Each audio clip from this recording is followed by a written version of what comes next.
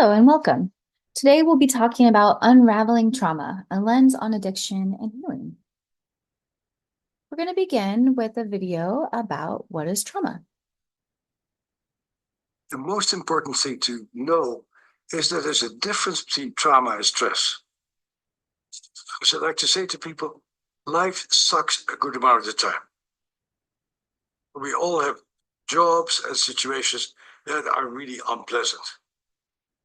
But the moment that situation is over, it's over. The problem with trauma is that when it's over, your body continues to relive it. My name is Bessel van der Kolk. I'm a psychiatrist, neuroscientist, and author of the book, The Body Keeps the Score.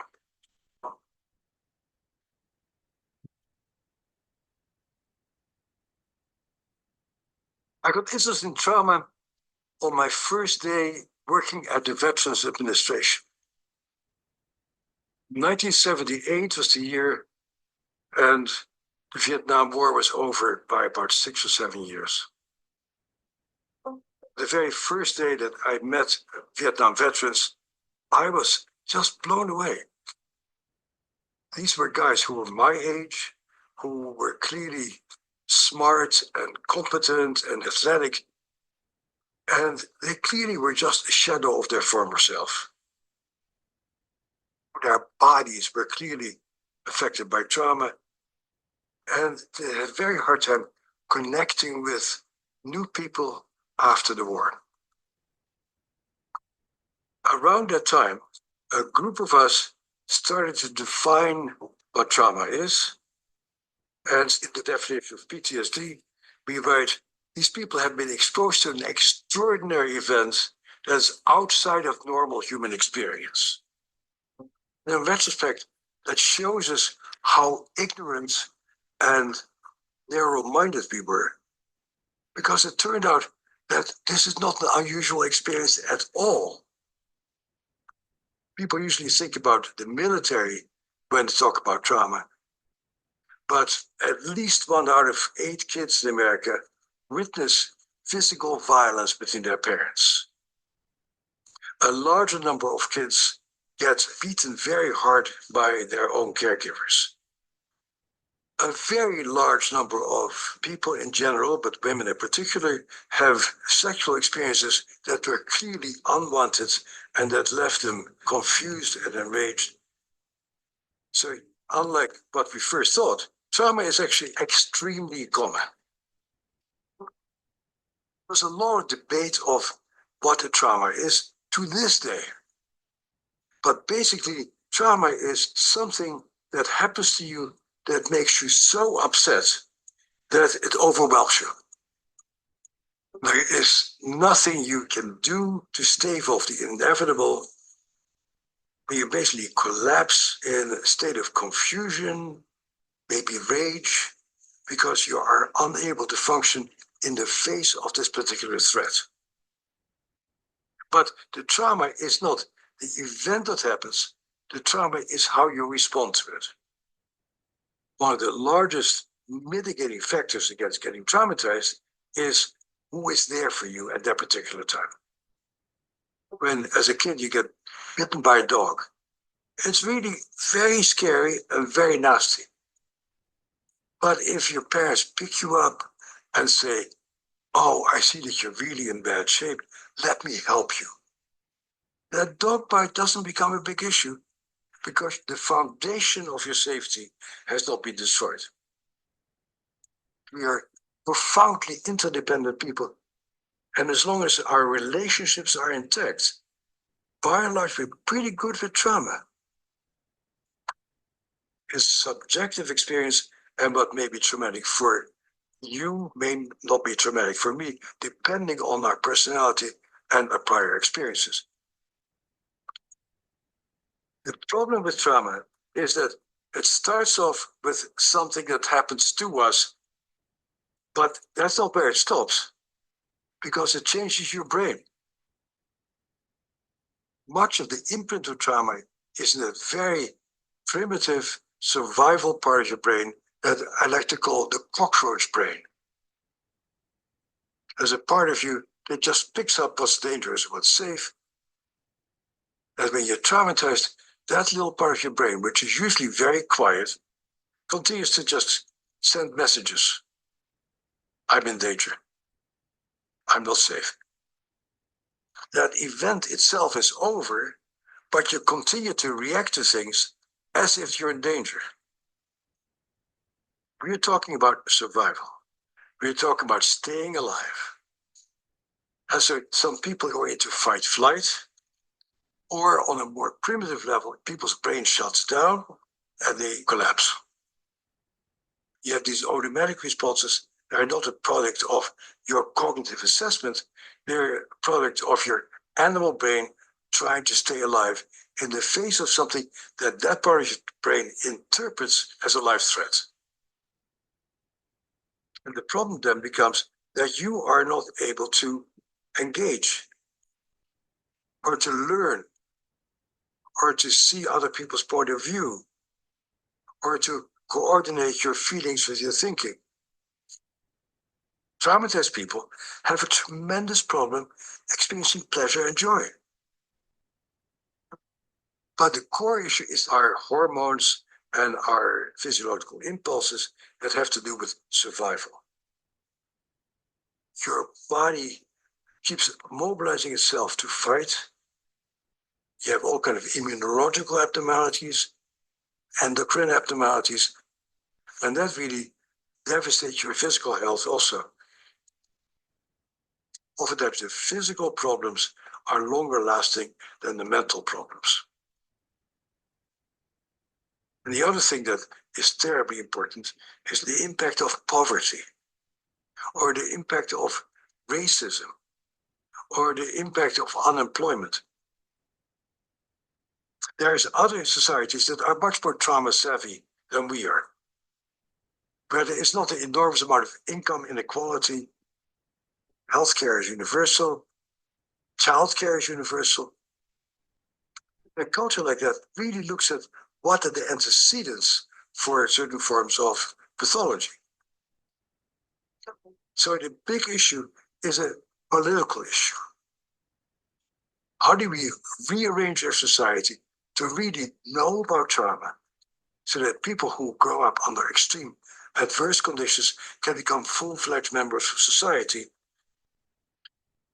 The sense of community and people being there for each other is a critical part of surviving and thriving. All right, so what are the big takeaways from this video?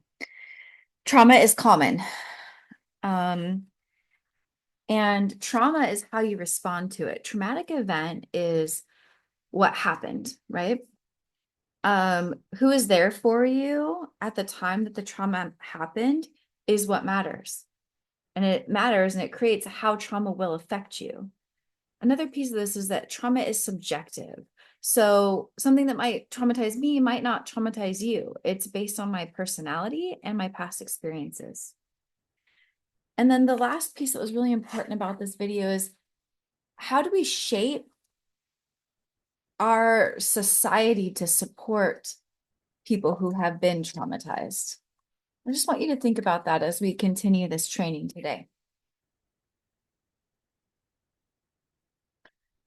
So I'm going to move into adverse childhood experiences. This was a study done in the 1990s, funded by Kaiser, and they were trying to correlate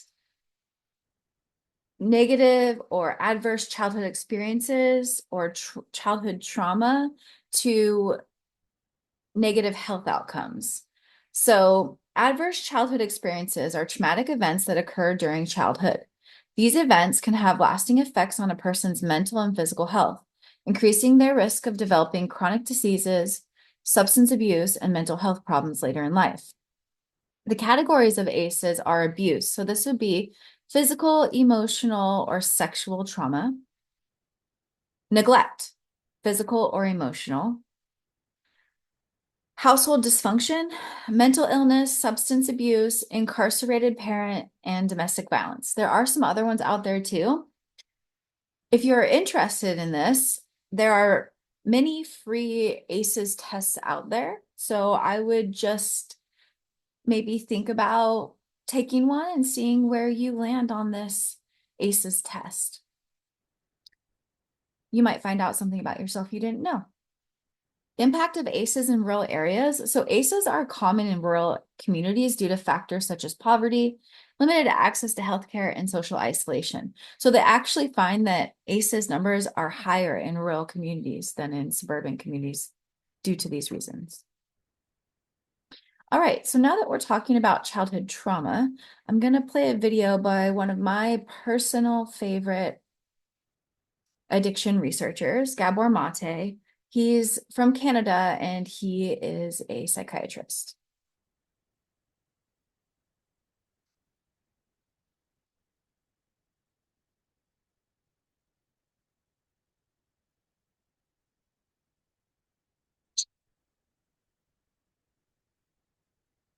So an addiction is a complex psychological physiological process, but which manifests in any behavior that a person enjoys, finds relief in, and therefore craves in the short term, but suffers negative consequences in the long term and doesn't give up despite the negative consequences. So craving pleasure, relief in the short term, negative consequences in the long term, inability to give it up. No, notice I has said nothing about substances. I said any behavior. So it could be related to cocaine, crystal meth, heroin, fentanyl, marijuana, nicotine, alcohol, whatever. Could also be sex, gambling, internet, relationships, shopping, eating, work, extreme sports, working out, pornography, any number of human activities. So I said any behavior. Now, the official definition of addiction, according to the American Society for Addiction Medicine, is that this is it's a primary brain disorder. It arises in the brain, well, largely due to genetic reasons. This is how they see it. And I say that's just not true. Uh, the other popular idea about addiction is that it's a choice that somebody makes, that people choose to be addicted, which is what the legal system is based on. Because if people are not choosing, what are we punishing them for? And although I think the medical definition is closer to the truth, I don't see it as genetic. It's a genetic disorder, and I don't see it as a primary brain disorder. So let me perhaps show you why, if that's okay. A human being has two fundamental needs, apart from the physical needs in infancy, in childhood. One is for attachment. Now, attachment is the closeness and proximity with another human being for the sake of being looked after, or for the sake of looking after the other. Now, human beings, as mammals, and even birds, are creatures of attachment. We have to connect and attach because otherwise we don't survive. If there's nobody that's motivated to take care of us, to attach to us that way, and we're not motivated to attach to others, we just can't survive. One of these things is that the endorphins, which are the body's internal opiate chemicals, which heroin and all the other opiates resemble, they help to facilitate attachment. So if you take infant mice and you knock out their endorphin receptors so they don't have endorphin opiate activity in their brain, they won't cry for help and separate from their mothers, which would mean that they would die in the wild. Which goes back to what happens in childhood when there's stress and trauma, these endorphin systems don't develop. And then when people do heroin, it feels like a warm, soft hug to them. They feel love and connection for the first time. That's why it's so powerful. But so we have this need for attachment, without which obviously the human infant, who's the most helpless, the most dependent, the least mature of any creature in the universe at birth, uh, cannot survive without the attachment. And that attachment relationship, given that we have the longest period of development of any creature, well into adolescence and beyond, attachment is not a negotiable need. But we have another need, which is authenticity. Now, authenticity out of the self means being connected to ourselves, just knowing what we feel and being able to act on it. So that means our gut feelings. So let's look at how human beings evolved. For hundreds of thousands of years, and for 100,000 years or so of this species existing on Earth, how did we live? We didn't live in cities and houses and so on. We lived out there in the wild until very recently in human existence. Now, just how long do you survive in the wild if you're not connected to your gut feelings? Not very long. If you start using your intellect instead of your gut feelings, you just don't survive. So that's a powerful survival need as well. So attachment is a survival need. Authenticity is a survival need. But what happens if your authenticity threatens your attachment relationships? For example, as a 2-year-old, you get angry because you didn't get that cookie before dinner. But your parents can't handle anger because they grew up in homes when there was rageaholism and they're terrified at the very expression of anger. So they give you the message that good little kids don't get angry. The message you receive is not that good little kids don't get angry, but that angry little kids don't get loved. Because your parents are now sullen, they won't look at you, they talk to you in a harsh way, you're not getting loved. You're not experiencing love at that moment. Now, but you got to stay attached. Guess what you're going to suppress? The authenticity every time. And this is how we lose connection to ourselves and to our gut feelings. So that, strangely enough, that very dynamic, which is essential for human survival in a natural setting, not becomes a threat to our survival in this more modern setting, where to stay authentic is to threaten attachment. And so we give up our authenticity, and then we wonder who the hell we are, and whose life is this, and who's experiencing all this. And this life doesn't, and who am I really? And so that's where the reconnection has to happen. That's where the healing happens, is with that reconnection. But it's because of that conflict, that tragic conflict in childhood between authenticity and attachment that most of us face, that we lose ourselves and lose connection to our gut feelings. Now, this leads to the question of trauma, because it's one thing to recognize that all this originates in childhood pain. It's quite another to transform that pain. And for that, we have to understand what trauma is. So people often think that trauma is what happens to you. So trauma is a divorce when you were small and your parents fighting. Trauma is your mother's depression. Trauma is your father's alcoholism. Trauma is your parents' argumentation. Trauma is physical or sexual abuse or some loss. Those aren't the traumas. Those are traumatic. But the trauma is not what happens to you. The trauma is what happens inside you.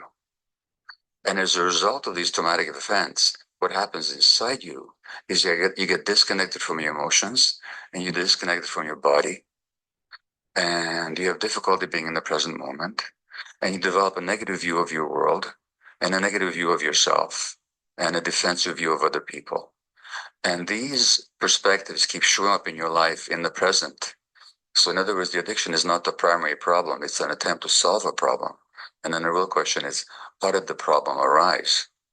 In other words, this is where my theory is that it's always rooted in childhood trauma, and that the addiction is an attempt to deal with the effects of childhood trauma, which it does temporarily, while it creates even more problems in the long term. And so the issue is not just to recognize what happened 10, 15, 30, however many years ago, but to actually recognize their manifestations in the present moment and to transcend them. And how do you do that? By reconnecting with yourself, by restoring the connection with your body primarily and with your emotions that you lost. And once you do, when you found these things again, then you have what we call recovery. Because what does it mean to recover something? It means to find it again. So what is it that people find when they recover? They find themselves. And the loss of self is the essence of trauma. So the real purpose of addiction treatment, mental health treatment, any kind of healing is reconnection.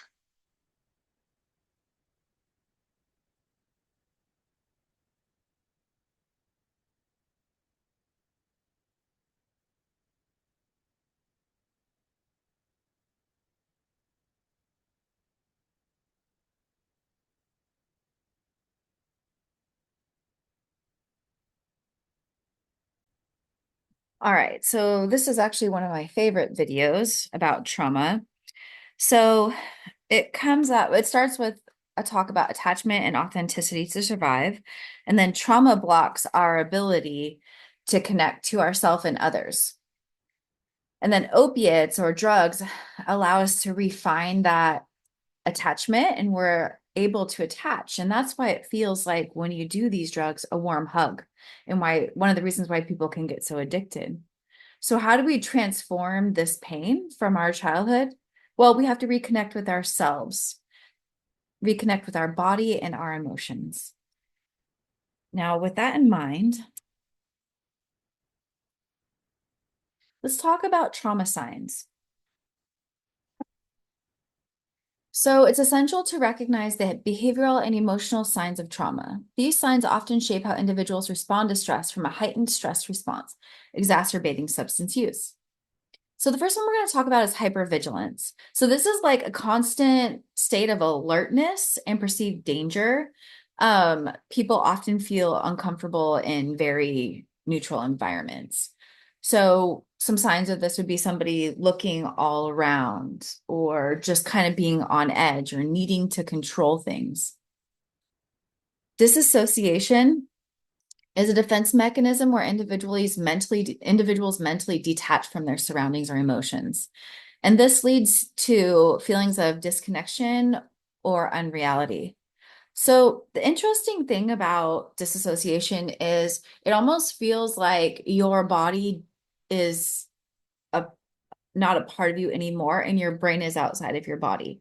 And many people develop disassociation as a coping mechanism in their childhood. And it's actually a very helpful coping mechanism because if we're experiencing trauma, it allows us to disconnect and not absorb as much from the traumatic incident as we might have. It can get dangerous though, because actually there's disassociation disorders where people spend most of their day disassociated because they do not feel safe. Extreme emotional responses. So, intense reactions such as severe mood swings, anger outbursts, or overwhelming anxiety often disproportionate to the situation. So, what tends to happen with people that have experienced traumatic incidents and trauma is that they move into this almost hyper emotional state. It's like a very stressful, hyper stressful state. And I'll talk a little bit more about that. Other signs of trauma are avoidance. So that's avoiding people, places, or reminders of the trauma. So this is you'll see this a lot in people like, I don't want to go there, or I don't want to be around that person. Hyperarousal. So that's a state almost of this heightened stress state where people are heightened irritability, insomnia, or an exaggerated startle response. So if they hear a loud noise, they might jump. Emotional numbness, difficulty experiencing positive emotions or feeling detached from others. And Gabor Mate talked a bit about that. So we're going to talk about trauma's role in addictive behaviors. So why trauma and addiction are linked? Let's just talk about this for a second. So substances are a temporary escape, right? They soothe overwhelming emotions that might be a result of trauma, and they reduce stress from trauma responses. So trauma and the cycle of addiction, this is how they are connected. Short-term relief from trauma symptoms. So substance use as a coping mechanism for emotional dysregulation created by trauma as a way to numb or whatever it is that makes life easier to live. What happens is the brain begins to associate substances with relief, reducing its natural ability to regulate stress hormones. So people that use substances to numb emotions, it's actually making it so the brain doesn't have the capability to regulate those emotions as it did before because you're relying on a substance to regulate them. Okay. So when you have trauma, as we've talked about those behavioral symptoms before, there's a heightened stress response. So the body ends up not only having a heightened stress response because of trauma, but also is unable to self-regulate as well because substances are being used. And so the body ends up needing substances to self-regulate, and this creates dependency.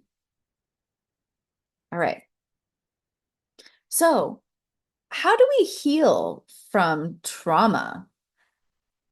There's a framework called trauma-informed care. So trauma-informed care is a framework that recognizes the impact of trauma and incorporates awareness of it into all aspects of service delivery. Trauma-informed care, what it does is it shifts the focus. Trauma-informed care shifts the focus from blaming the individual to understanding the impact of their experiences. It empowers them. This approach empowers individuals to heal and find their way through their challenges. And there's a compassionate understanding. So trauma-informed care is about recognizing the unique needs and experiences of each individual.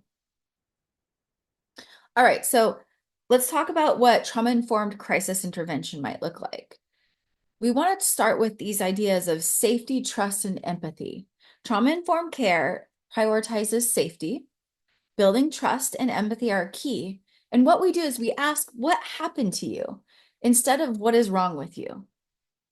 We want to avoid re-traumatizing. So understanding what triggers people is key.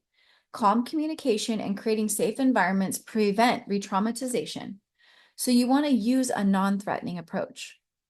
Then we want to talk about de-escalation techniques. So focus on reducing fear and ensuring safety. This is the core of de-escalation from trauma.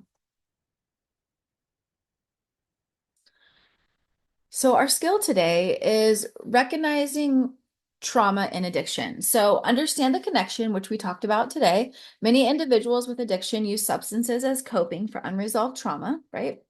But which actually leads to worse circumstances because the brain is then unable to self-regulate, right? Identify overlapping signs. So we want to look for the hypervigilant. We want to hypervigilance, the emotional dysregulation, those intense mood swings, and the avoidance behavior, avoiding people or triggers.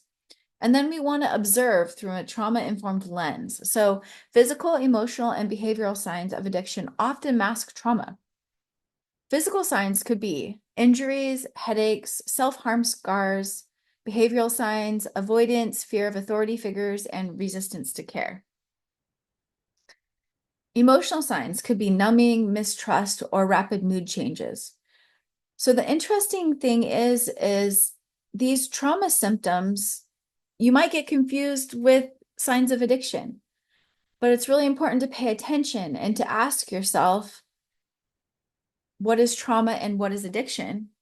And I would just say, just use these trauma skills, this trauma-informed care framework, no matter what, because we don't always know what's going on with people. And to be safer and to take care of people is what is truly what we should be doing, right? So practical techniques for trauma-informed care. Use grounding and safety techniques.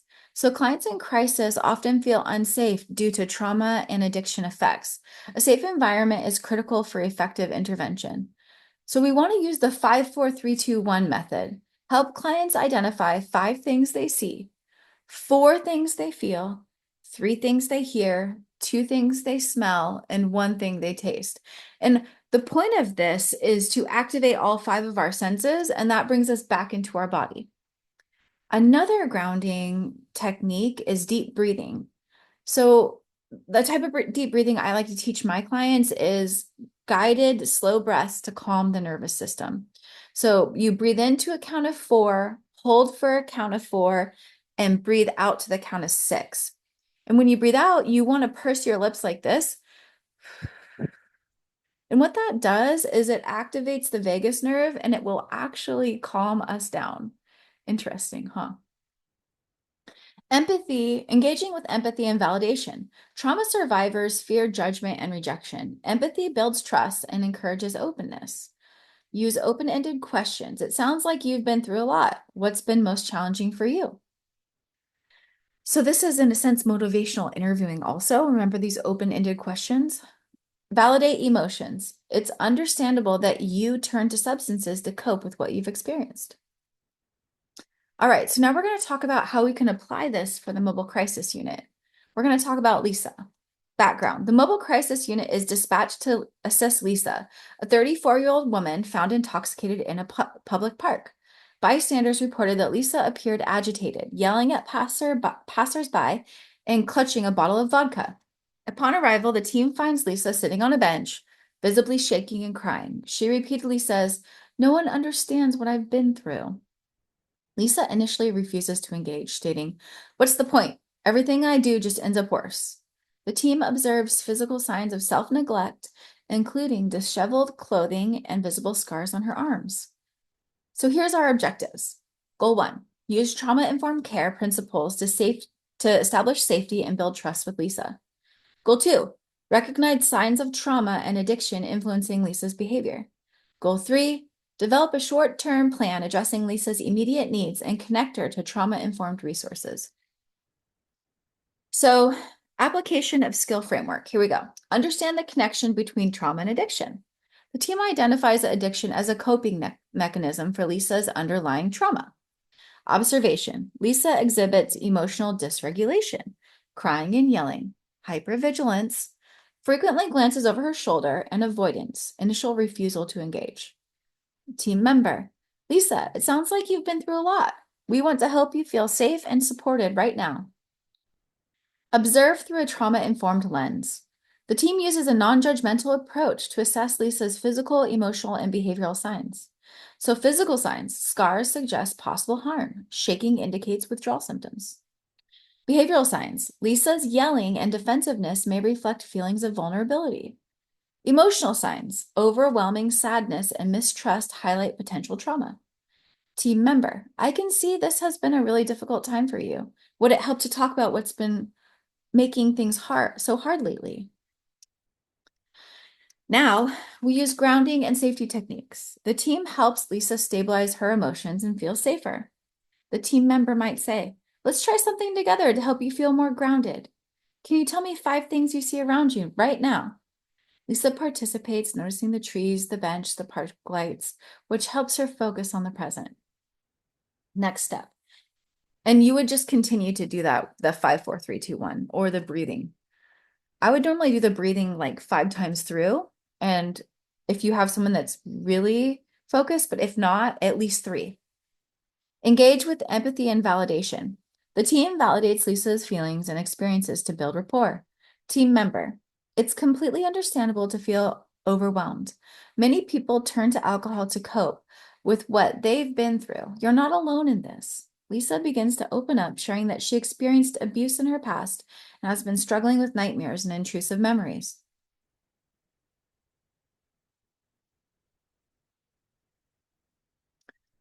Screen for trauma and collaborate on a plan. The team gently explores Lisa's current challenges and coping mechanisms. Team member, sometimes people who face tough experiences use substances to manage their feelings. Does that feel true for you?